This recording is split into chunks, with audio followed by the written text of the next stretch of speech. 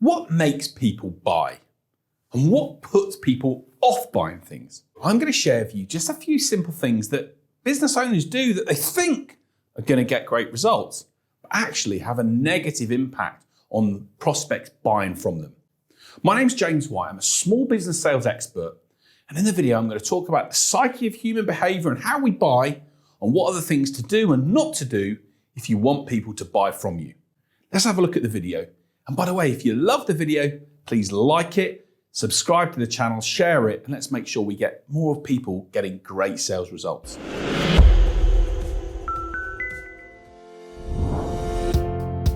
There's a quote, I'm not sure who it came from, but it's brilliant. Desperation is a stinky perfume. And people think in sales they've got to push and just try and be over the top and try and get out and reach out to people on a regular basis, and they think that's having a positive impact, and it's not. When we're too desperate, it has the negative opposite impact. It makes people feel, oh, just doesn't feel right. So learn to curb your behavior. Yes, sure, follow up and engage with people on a regular basis, but add value when you do so. Send them an article, send them a link, a guide, but don't follow up just with do you want to do business with me? Do you want to do business with me? How are we doing with that proposal? So don't be too desperate. It doesn't work. Avoid it.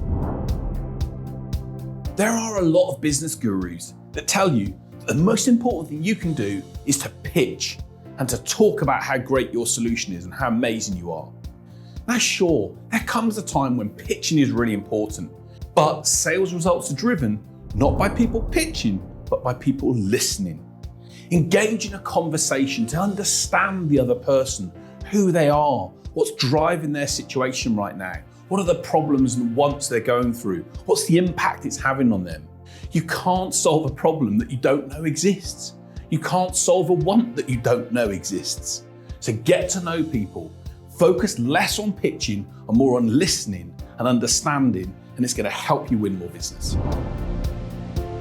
When I'm having a conversation with people, I'll often say something like, look, I'm really going to enjoy having a conversation today. And if at the end of it, it turns out that I'm not right for you, then I'm going to wish you all the very best for the future, and that's no problem with me. And what I'm doing in a situation like that is I'm giving them a get out clause. I'm actually saying, hey, we may not be right to work together. And do you know what? It has the habit of actually bringing them closer to me. People generally want things they can't have. And when we take that approach in sales and we have that sort of, not standoffish, but I'm prepared to be able to say no and not do something, it makes people want it more. Be able to look from a perspective and actually suggest that the prospect does something else, or that there might be an alternative solution for them. You'll be amazed at how many people then really like the idea of working with you because you've been that open and honest and transparent about what they can do. It makes them think you've got their best interests at heart and not just focused on what you want. And when you do that, great things happen. If someone's not prepared to have a conversation with you or to be able to open and share some thoughts around where they're at, be prepared to walk away. I've had conversations with people where it's literally one-word answers that I've been given.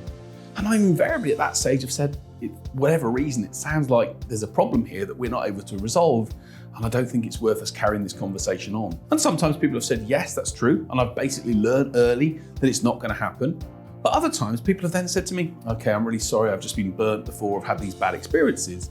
And I'm able then to comfort them and assure them that I'm not interested in selling, but trying to work out what's best for them. People have a barrier up when it comes to salespeople and being sold to. You have to break down that barrier by saying certain phrases and being prepared to walk away and being prepared to say this isn't going to work. When you do that, you'll find they'll even open up, or they'll maybe save you time in the first place by saying it wasn't right for them. Either way, it's a good approach to take, and if you can approach it in that way, it's going to save time and help you win more business. Hey, that's so great, I'm really keen to work, it's so exciting. Just be careful about the enthusiasm. Sometimes when you're really too enthusiastic, it can actually have the negative impact. It's a difficult thing for me. I'm passionate about what I do. I love helping people solve sales issues. But when you're too salesy, it affects people.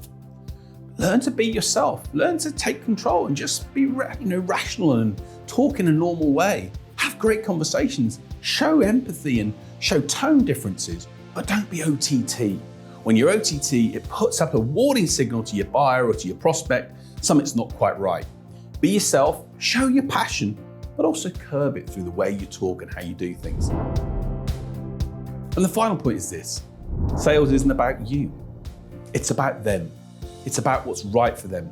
And as I've said in countless videos, time and time again, your prospects do not care for how good you feel you are. They only care for the impact you can make in their world. What are you going to do that's going to make them feel in a better place? So if you can't show that and ultimately prove that, they're not going to want to work with you. When you get that and you realize that and you link it to your vision for your business and start to share that in a way that means something to your prospects, good things happen.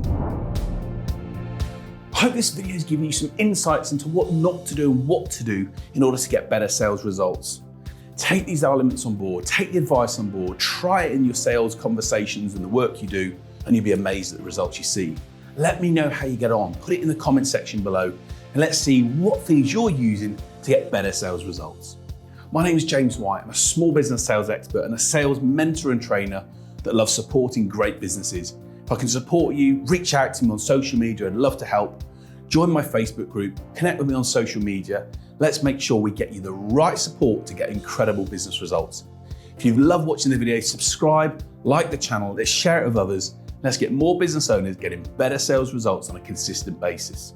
You can feel good about selling. Let's make it happen.